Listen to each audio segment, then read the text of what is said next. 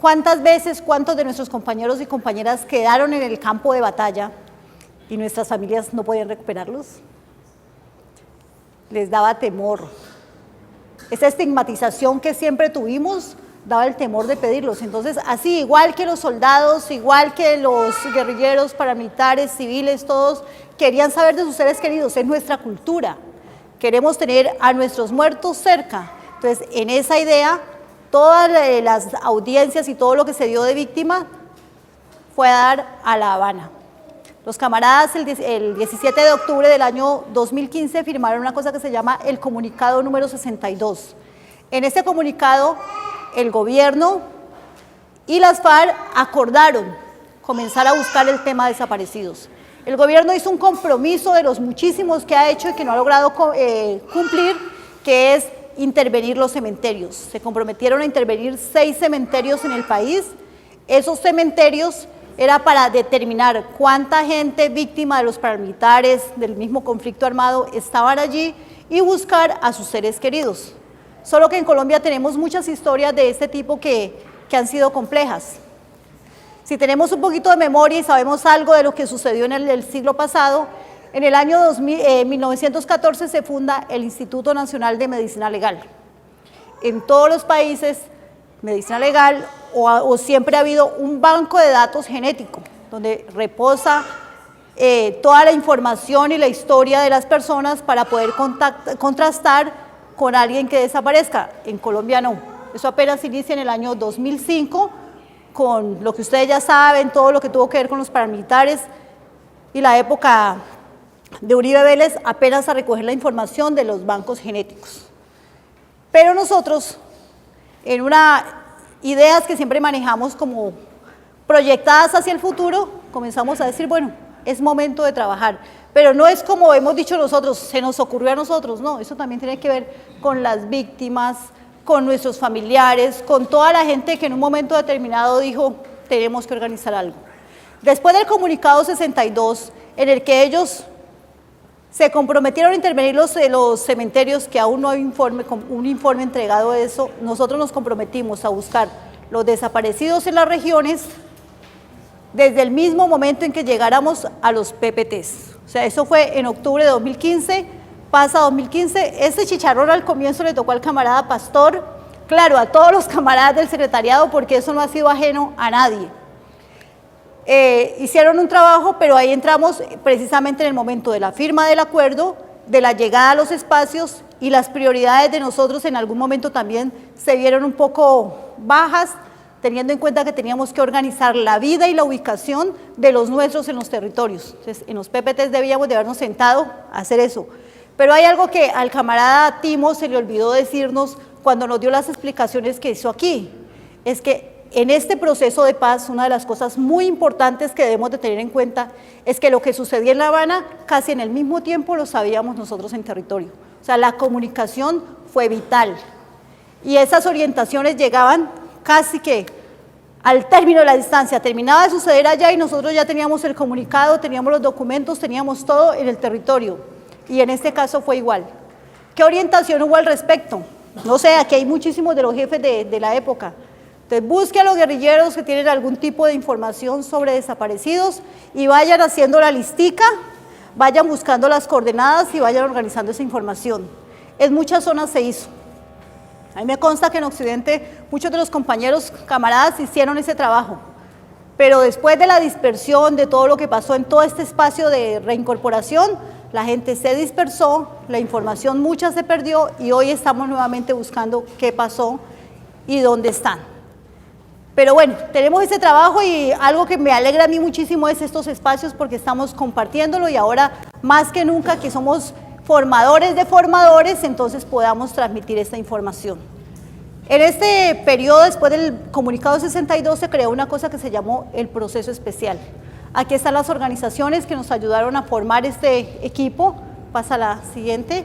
Trabajamos precisamente este fue el proceso que nos correspondió a nosotros, la recolección de información en los espacios territoriales. Primero los PPTs, que realmente fue más poca la información, más de carácter técnico y se pasaba a los jefes superiores. Posteriormente las zonas veredales, y ya propiamente comenzamos a trabajar en lo que son los ETCR. ¿Cómo trabajamos?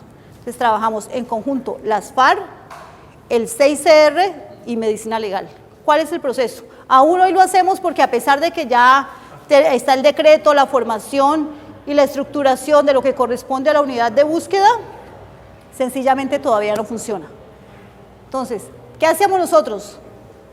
¿En qué consiste la información? Nosotros podemos recoger la información de un familiar, de un compañero o compañera, o de una persona que quiera saber dónde está su persona desaparecida. Si es un familiar, por lógica, tendríamos la información de la mamá o del papá o del hermano, lo que sea, hasta la época en que él lo vio por última vez. Entonces yo lo vi hasta el año 1998 y él se llamaba así, estas las características de él. Pero de ahí para allá a mí me informaron que está en tal unidad. Entonces ahí comienza el trabajo de nosotros. Y el trabajo no ha sido fácil por la dispersión precisamente de los cuadros. Los camaradas mismos nos remiten información preguntándolos por muchas personas. Y nos toca comenzar quién estaba en esa época, cuántos sobreviven, cuántos hay. Pero lo hemos hecho. Entonces, el trabajo es ese, conseguir la información. ¿Quién es la persona que falleció? ¿Dónde está su cuerpo y dónde está la familia? Supongamos que tenemos la información, que es lo que no sucede normalmente. Entonces, ¿cómo es el proceso? Después de tenerla, nosotros presentamos la información, se presenta al equipo nacional, se pasa al CPN, al Consejo Político Nacional, y ellos definen si se da la luz verde para que se comience a trabajar esos casos. Cuando ya tenemos aquello, la Cruz Roja nos pregunta, y le pregunta a la familia si están interesados en recoger la persona, su familiar, y en qué condiciones van a hacerlo. Van al territorio, pero en el territorio ellos no lo hacen de manera arbitraria, ellos van a buscar los jefes de FARC que aún están en los espacios territoriales, que aún están allá, a pedirles, a pesar de la luz verde que se da en el nacional, allá en territorio, ¿se puede o no se puede? Y cuentan con los equipos nuestros, ya les cuento todo lo que se hace allí. Después de eso, sacan el cuerpo, lo llevan a medicina legal, hacen las pruebas pertinentes, eso se demora un periodo largo porque eso no es ya, esos son meses, y después de eso, entonces le entregan el cuerpo a la persona. Este es su familiar, si contrastan los datos de ADN, aquí tienen su muerto, puede hacer el duelo con ellos. Eso es lo que sucedería normalmente, solo que tenemos situaciones un poco más anormales. Entonces, eso es lo que hemos hecho hasta el día de hoy. En el año 2017, en abril, se crea por decreto 589 la unidad de búsqueda de personas dadas por desaparecidas. Hasta el mes de diciembre estaban las mismas FARC firmando cartas, diciéndole al gobierno, pidiendo por medio de todas las organizaciones que permitieran el trabajo de esta nueva entidad que se creaba en el país y que permitieran que su directora, Luz Malina Monzón, pudiera asumir el trabajo que le correspondía y pudiera realizarlo a partir de ahí ya como una entidad del Estado. O sea, nosotros mismos pidiendo de que esta entidad funcione porque el gobierno no le interesa. Hasta el año 2018, antesito de las elecciones, más o menos hasta julio, funcionó un equipo que tenía que ver, con unas mesas de trabajo organizadas. En ellas trabajábamos, con la Consejería de Derechos Humanos de la Presidencia de la República, la Oficina del Alto Comisionado de Paz, y logramos meter al Ministerio de Defensa. Con la metida del Ministerio de Defensa logramos entrar ahí a la Fiscalía. ¿Por qué? Porque es que los muertos nuestros se los llevaron. Ellos los sacaron del territorio en un asalto, se los llevaron en helicóptero y en el momento no sabemos dónde están. Los familiares nos dicen, bueno, hubo un asalto, ¿ahora qué estamos haciendo? ¿Cuándo fue? ¿Dónde fue? ¿La fecha? ¿Cuál era el comandante del ejército? ¿Qué otra información nos puede dar? ¿Qué pasó? ¿Y usted está seguro que se los llevaron? ¿No está seguro de que todavía está ahí donde lo dejaron de pronto enterrado, donde se quedó? Entonces, esa información logramos organizarla, logramos trabajarla hasta julio de este año, 2018. A partir de las elecciones y la aparición del nuevo gobierno, todo esto se acabó.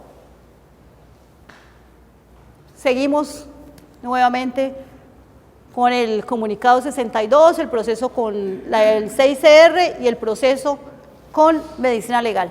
Punto. Hasta ahí. ¿Qué hemos hecho nosotros en el país? Iniciamos después de la creación de la unidad, en marzo, después de la reunión en Cartagena, nombran un equipo de compañeros y compañeras para trabajarlo. Entre las nombradas está Yarixa Paniagua, Sirley y yo fuimos las 3 nombradas. El camarada Mauricio queda a cargo del trabajo, ya le quitan toda esa cantidad de carga al camarada Pastor y posteriormente nombran un asesor que es John León. Dentro de este trabajo, ¿qué hicimos nosotros? A partir del año 2017, de octubre, nos toca comenzar a viajar por las regiones. ¿Qué hacíamos? Íbamos a un ETCR, pedíamos hacer una asamblea, contarle a la gente qué es esto, cómo lo pensamos hacer y que por favor deleguen 1, 2 o 3 personas para que hagan el trabajo. ¿Cuál es el problema de esa delegación de esas personas? No hay plata, camaradas. Los equipos nuestros están trabajando con su bancarización. Los chicos que están en terreno lo hacen con su bancarización. Nosotras nos movemos por el esquema de seguridad. O sea, realmente el trabajo que se ha hecho en el tema de desaparecidos se ha hecho con las uñas. Lo que se haga o lo que se deja hacer es con eso. ¿Listo? Entonces, hasta ahora estamos en esto. Entre octubre y diciembre del año pasado, se organizaron los viajes a diferentes áreas y logramos armar los equipos. Entonces los equipos se armaron, vamos a ver si esta vaina borra. Armamos de las visitas 25 equipos logramos formar. De eso se nos desapareció uno porque no alcanzamos los 27. Tratamos de visitar todas las zonas del país.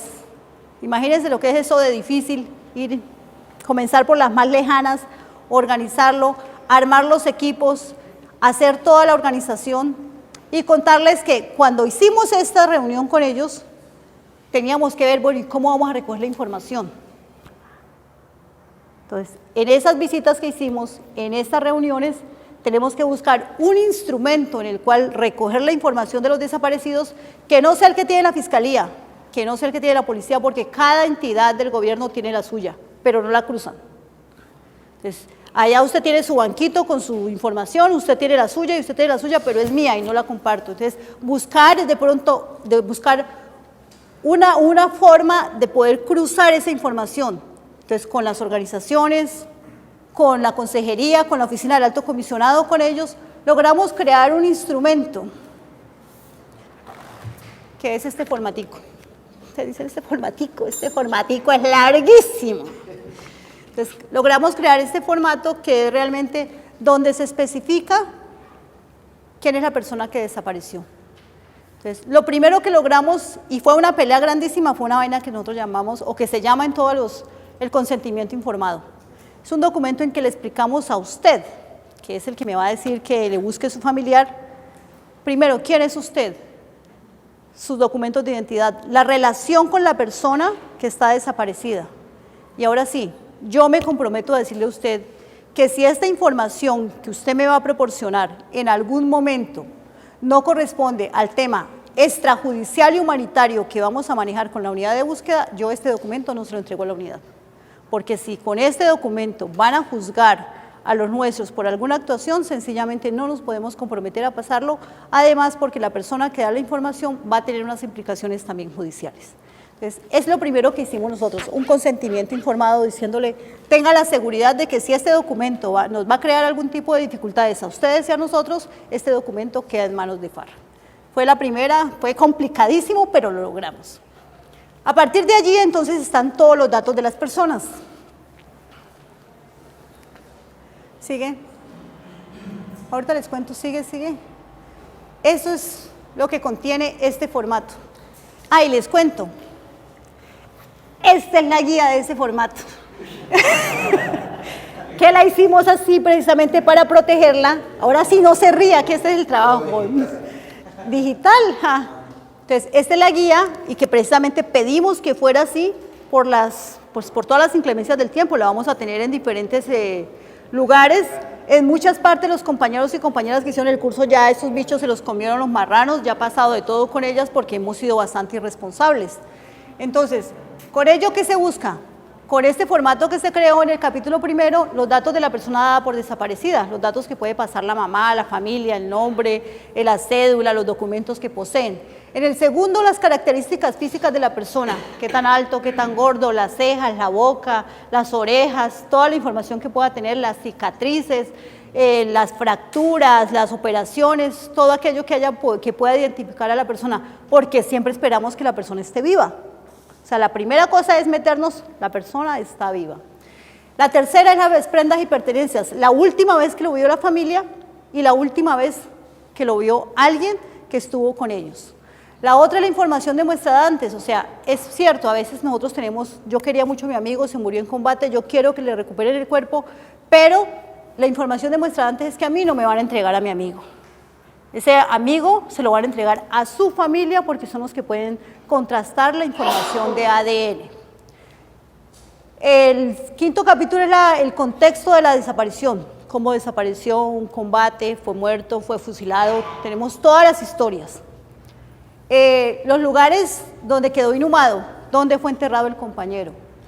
Otras personas que puedan dar información, porque a veces tenemos una persona, pero resulta que en los campamentos y toda esa cosa, no, fulano también estuvo cuando sucedió tal cosa, ese puede dar información.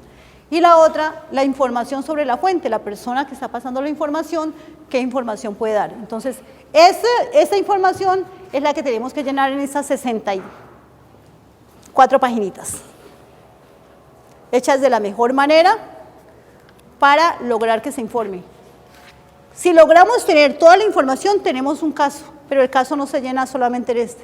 Normalmente no tenemos la información. Normalmente si la familia lo busca, toca comenzar a hacer todo un proceso para encontrarla y tenemos en este momento un trabajo de 250 formatos que estamos organizando para entregar ya a la unidad de búsqueda y 65 priorizados. De esos 65 hemos entregado más de 35 casos que son los que se están trabajando en este momento como aporte a la JEP.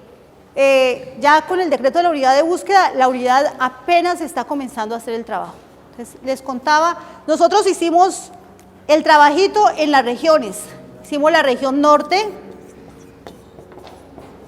De casualidad me tocó lo que fue la zona de Pondores, Tierra Grata, Caño Indio, las visitamos.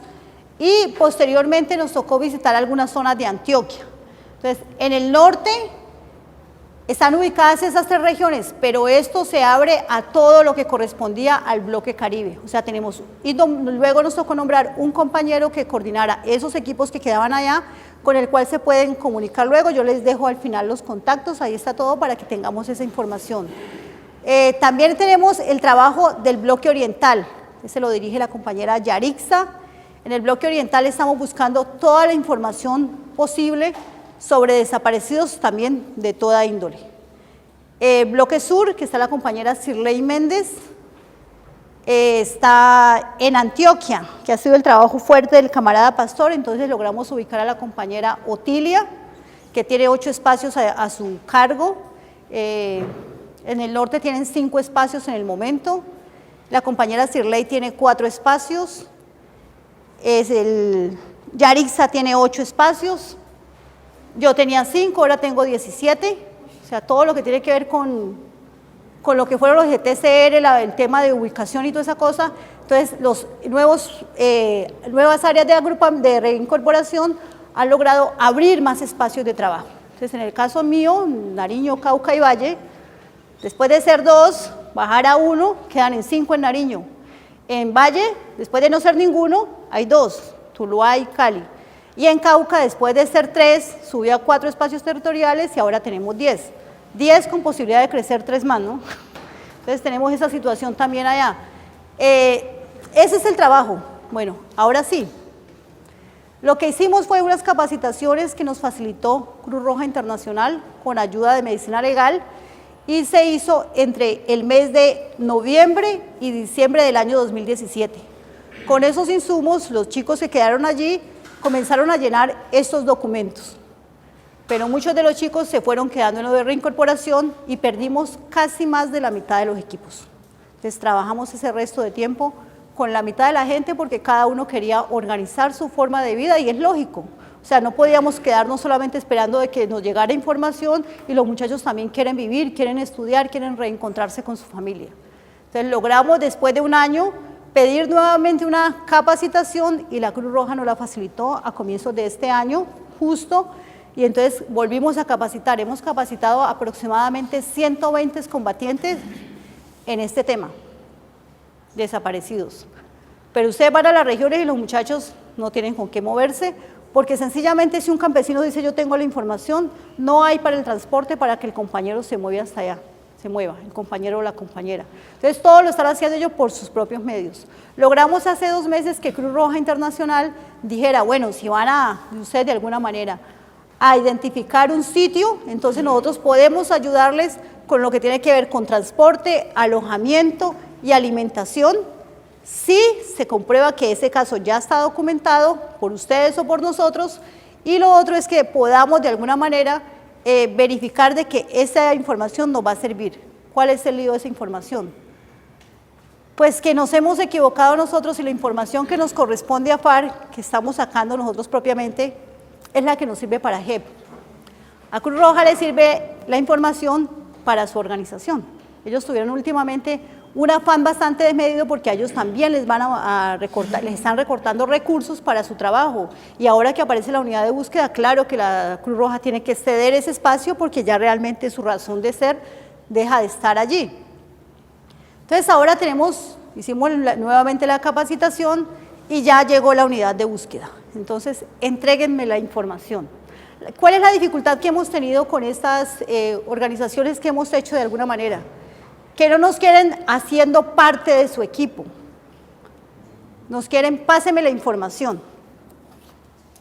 Y ya. O sea, no nos quieren como parte, como actores. Y eso ha sido una de las peleas fuertes que hemos dado nosotros dentro de la comisión, los camaradas como partido y todos los que han estado allí. Por eso Camilo les hablaba del proyecto de financiación y de todo lo que está buscando, porque realmente es una prioridad que hemos hecho por compromiso de FARC, pero realmente como un trabajo como tal no lo hemos establecido. Ahora ya llegó la unidad, entonces pásenos la información. Estamos en este momento revisando los documentos, cada semana les estamos entregando 50 formatos para que ellos vayan recibiendo la información. Simultáneamente seguimos trabajando con Cruz Roja en el otro proceso anterior, pero ya estamos a punto de entregar la información y les estamos diciendo, entréguenos, qué es lo que les han pedido a ustedes que nosotros podamos solucionar. Este es el momento en que hemos hecho 5 reuniones después de que nos dijeron que no nos han entregado ni el primer formato. O sea, la unidad de búsqueda no lo tiene. Nos propusieron hacer unos talleres, está bien, estamos haciendo talleres regionales con los chicos porque ellos quieren apropiarse en el momento de la información que tenemos y de la experiencia, que es realmente lo que han hecho los muchachos.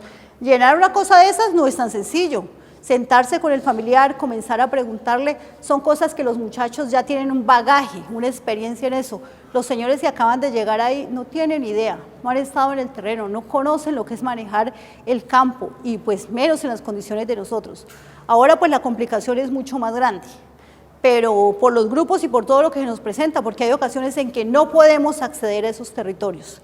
Dentro de este trabajo nos han pedido también lo que nos preguntaba Antonia.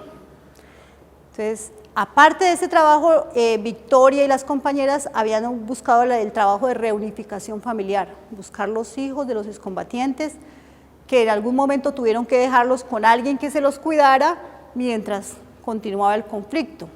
Pero hoy esas personas se apropiaron de esos niños en muchas ocasiones.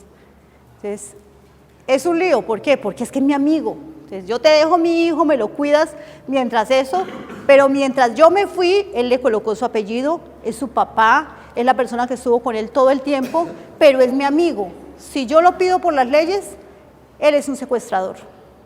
Y eso es lo que tenemos que evitar. O sea, ¿qué procedimiento se va a hacer para también recuperar esos niños? Entonces, ese chicharrón no era de nosotros, pero como las compañeras no han tenido posibilidad de armar un equipo, nos trasladaron esta información y entonces el tema de reunificación familiar, nosotros con nuestros equipos en terreno, estamos ayudándoles en este tema. Ellas por el momento cuentan con la Defensoría del Pueblo y con algunos procesos, Nos han pasado la información, ya hemos logrado resolver 3 casos, entre esos uno que usted nos facilitó, camarada. Y estamos buscando porque una de las niñas murió, tenía 19 años, murió, la mamá fue a recuperarla, no creía que su bebé hubiera muerto, ustedes se pueden imaginar todo lo que es ese dolor, pero ahora que ya logramos que fuera, que conociera, que ella misma hiciera todo el recorrido para ver de que si era cierto lo que había sucedido, entonces nos dices que mi hija quería ser cremada, y yo quiero comprobar que esa niña que está ahí sí es mi hija. Entonces, esa ruta de si esa niña cremada, eso no es, que esa niña que está muerta ahí, entonces no sabemos, no tenemos con quién se haga ese proceso de poder identificarla, porque no existen las rutas en Colombia. Tenemos una niña en el Chocó, Wendy, ella tuvo su bebé, la amenazaron, le tocó salir del hospital, le quitaron el bebé, lo cogió el Instituto de Bienestar Familiar, le secuestraron su bebé, lo adoptaron, hace poquito mandó una petición, un derecho de petición para exigir que le devuelvan su bebé y le dicen, no señora, esa niña no tiene su apellido, usted no la conocemos, sencillamente no se puede hacer. Ya con el derecho de petición se lo pasamos a los abogados y estamos buscando las rutas. O sea, nada de lo que estamos trabajando ahora está creado. Todo, absolutamente todo, hay que irlo armando, pasito por pasito, pasito por pasito. Pero entonces también tenemos la otra situación. No podemos crearle una situación compleja a las personas que criaron a nuestros hijos. Y muchos de ellos dijeron, empaco mi muchachito y me lo llevo porque me lo van a quitar. Entonces, ¿de qué manera tenemos que trabajar para lograr que esas familias, la persona conozca a su hijo, pero que la otra familia tampoco pierda a su hijo? Porque realmente es el hijo de ambos, uno que lo concibió y las personas que lo han criado. Entonces, estamos en este proceso, estamos trabajando con las chicas de género de CNR. Ellas tienen un proceso, nosotros les trabajamos, les ayudamos en el terreno, pero ahora también está el empalme de ellas con la unidad de búsqueda, que tampoco tiene pautas para hacer ese trabajo. Entonces, ¿qué es la petición ahora? Las dificultades que hemos tenido. Uno, la pérdida de información. Yo me encontré hace unos meses, fuimos a Cartagena del Chairá, y me dice una señora, no, es que mi esposo desapareció hace 30 años.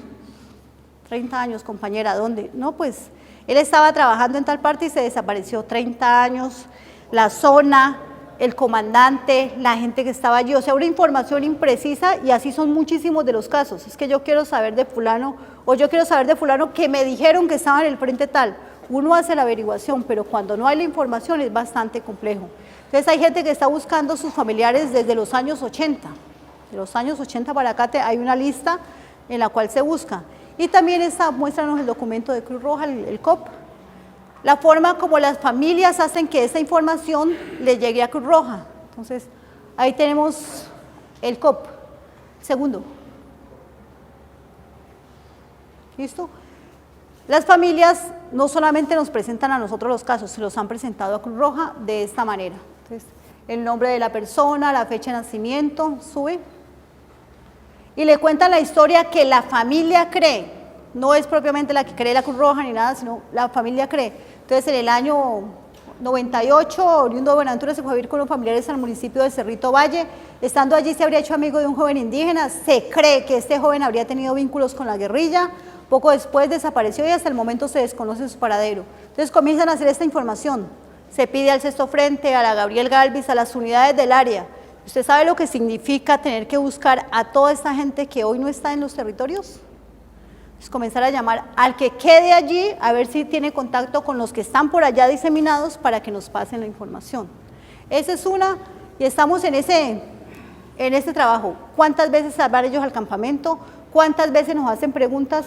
¿Y de qué manera podemos hacerla? Muchos de nosotros tenemos comunicación, a veces nos llega información. Yo recuerdo que le he mandado varios datos, varias llamadas, por ejemplo, a Matías, a Santiago, a cada uno de los jefes de allá del área que me corresponde a mí. Entonces, hay momentos en que se dice, este caso ya no dio más. Entonces, esta es la forma como lo presenta Cruz Roja, el seguimiento que le hacen al caso y las preguntas que nos hacen. Pero ahora está lo nuestro. Perdimos las hojas de vida y hoy las necesitamos. Porque sí, ahí está el muerto. Se llama Pepito Pérez. Ajá, ¿y cómo se llamaba el nombre propio? La familia de dónde era. Y todos esos datos los teníamos condensados nosotros dentro de las hojas de vida que en un momento determinado se perdieron. Entonces, esa situación también tenemos una propuesta que se le está haciendo también al Consejo Político, a ver de qué manera podremos recuperarlo, pero lo estamos buscando también con los militares, que nos dicen a ustedes no lo entregan sino a la JEP. Y lo otro de recordarles es que dentro de este trabajo hemos logrado encontrar como un punto de apoyo con los militares retirados, una fundación que se llama Con Su Paz, que ha hablado con el ministerio, con el actual ¿cómo se llama? Comandante de las fuerzas militares, y que está de acuerdo en que podamos comenzar a tratar el tema de manera mucho más directa. Entonces, para hablar del tema, para que se tenga en cuenta también esa situación. Apenas estamos explorando esa vía, porque ellos están diciendo que están buscando por el momento 139 desaparecidos de las fuerzas militares. Y nosotros tenemos una larga lista. Otra cosa que hemos hecho muchísima claridad es que nos están diciendo los secuestrados que ustedes tienen, se les olvidó que hubo combates, que hubo momentos en que hubo minados en los territorios y que mucha de esa gente desapareció. Dentro de los mismos combates, que hay imágenes en las comunidades de la gente que quedó diseminada, que quedaron sus restos botados en las regiones y que hoy nos dicen son secuestrados cuando realmente no fueron recogidos por sus fuerzas dentro de los territorios de combate. Entonces, también eso para tenerlo en cuenta. Y pon la presentación, para hacerles más corto porque ya nos están chuzando por el tema, entonces la última página. Estos son los contactos de los camaradas que están encargados de las diferentes zonas. Lo bueno sería que se pudiera tener esos datos. Entonces está en el oriente Yarixa, sur Sirley, Antioquia, Risaralda, Otilia o Gloria. En el norte Magdalena Medio, Gualdino o Arsenio, y en el occidente está mi contacto. Entonces pueden tomar esos contactos, pueden llamarlos a ellos y nosotros seguiremos haciendo el trabajo en la medida de las posibilidades que hemos pedido hasta el momento. La información de los sucesos que han tenido evento dentro de los territorios. Se nos ha olvidado, y eso sí es un recorderis que les hacemos a todos, se nos olvidó que dentro de los territorios nos tenían una historia el ejército, nos llevaba una historia, en qué fecha estuviste, qué se hizo y toda esa cosa, uno. Dos, que se nos olvidó, es que teníamos desertores, gente que hoy ha pasado la información y que hay mucha información de esa por la cual ya están llamando mucha gente directamente a la Fiscalía.